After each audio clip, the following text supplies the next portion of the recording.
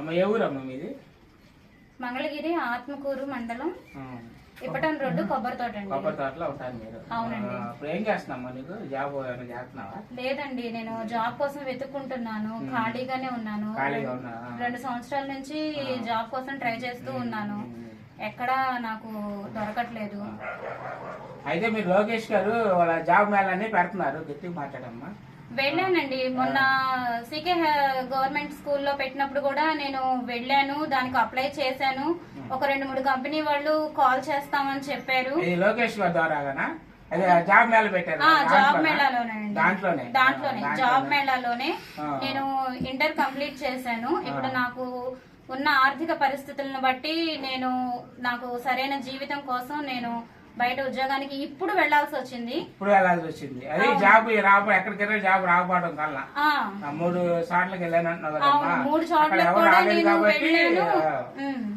రాలేదు కాబట్టి బయటికి వెళ్లాల్సి వచ్చింది. అవునండి. మరి బయటకు వెళ్తే జాబ్ కొంచెం జీతాలు గాని నెలవారీ రావట్లేదు కదా? అప్పుడు రావట్లేదండి, చాలా జీతాలు తక్కువ. 5 ఇప్పుడు ఏ షాప్ లో చేసినా కూడా కేవలం స్టార్టింగ్ 5,000 ఇస్తారు. 5,000 డబ్బులకే రావు కదా? రావండి. అందుకనే ఇంకా ఏదైనా నా కూతురు భవిష్యత్తు కోసం ఇంకేదైనా మంచి దాంట్లో నేను చూసుకోవాలి అని చూస్తున్నాను. కానీ ఎక్కడా ఏది కుదరటం లేదు. మరి వయసు రీత్యానో ఏమో మరి క్వాలిఫికేషన్ అనేది నాకు తెలియట్లేదు.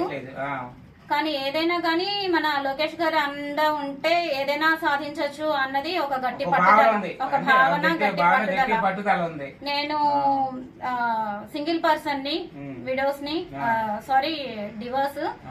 నేను పెన్షన్ కూడా నేను ప్రజా దర్బార్కి వెళ్ళి 4ంటికి అక్కడ వెయిట్ చేసి అన్నతో మాట్లాడి నేను అప్లికేషన్ కూడా పెట్టొచ్చాను సింగిల్ పర్సన్ పెన్షన్ కి. ఆ టైంలో ఒక్కటే అప్లికేషన్ తీసుకుంటాము అని చెప్పారు. తర్వాత రోజు నేను మళ్ళీ జాబ్ కోసం వెళ్దామని నేను ట్రై చేశాను. కానీ నా హెల్త్ పరంగా కొన్ని ప్రాబ్లమ్స్ వల్ల నేను వెళ్ళలేకపోయాను. కొన్ని రోజులేమో ప్రజా దర్బారు ఆపారు.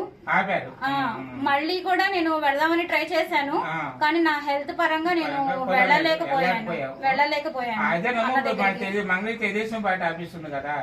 మరి వాళ్ళు అక్కడ ఏమంటున్నారు? అక్కడికి వెళ్ళారా మీరు?